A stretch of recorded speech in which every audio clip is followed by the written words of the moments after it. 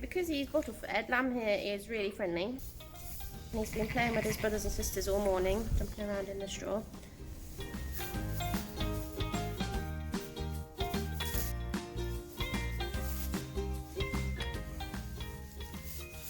I don't know whether it's because he's so relaxed with us being here, because he's bottle fed, or whether it's just part of his character, but Lamb is incredibly playful, more so than any of the other lambs, jumping around trying to get them to play too, which they do a little bit, but not quite such a big character as him.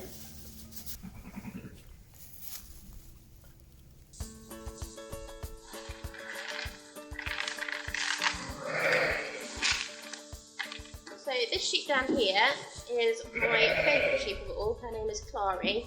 I've done quite a lot of showing with her, and she's done quite well at shows around the countryside, so country shows.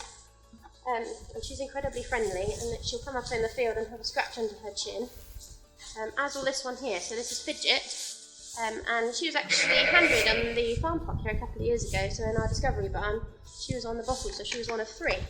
And so Fidget alike is also very friendly. Although when you come in with a bucket of food like this, they'll all come up. But that's one thing I particularly like about the Greyfaces, is if you walk out in the field, they'll come and greet you, rather than the other sheep, which will often go the other way.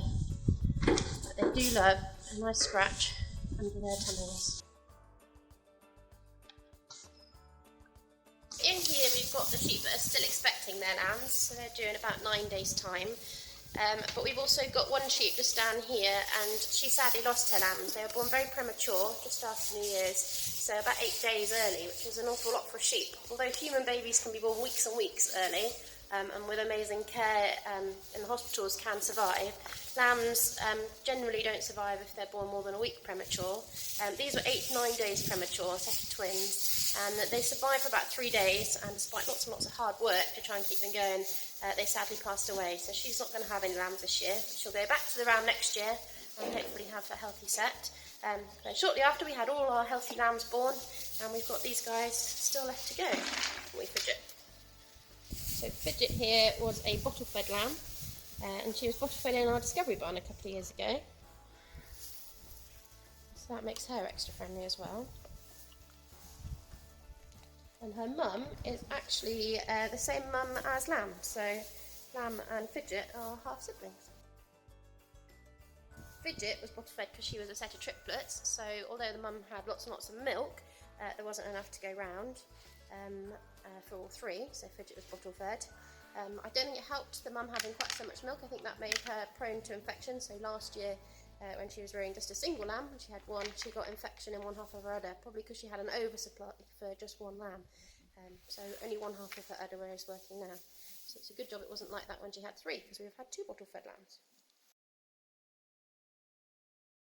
So having a lot of milk very occasionally in sheep, if it's not all getting suckled, that can predispose them to infection because it's just sitting in their udder, not going anywhere. Not all the time, but her udder was hanging quite low to the ground as well, which means it's more prone to getting dirt and muck inside as well.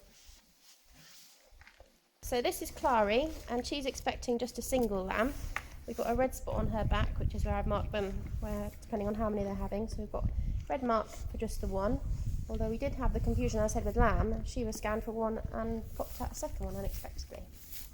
They're quite hard to pregnancy scan, these Greyface Dartmoors, because they've got such thick wool, it does block the ultrasound scanning a little bit.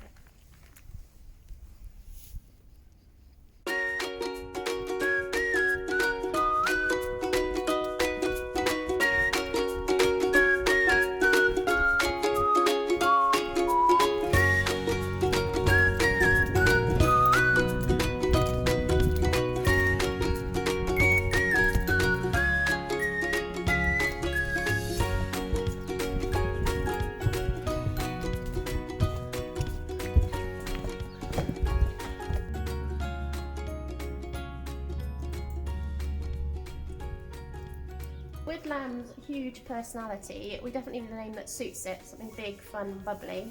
So if you've got any ideas, comment below and ask your friends if they've got anything that suits as well. And remember to like and share this video.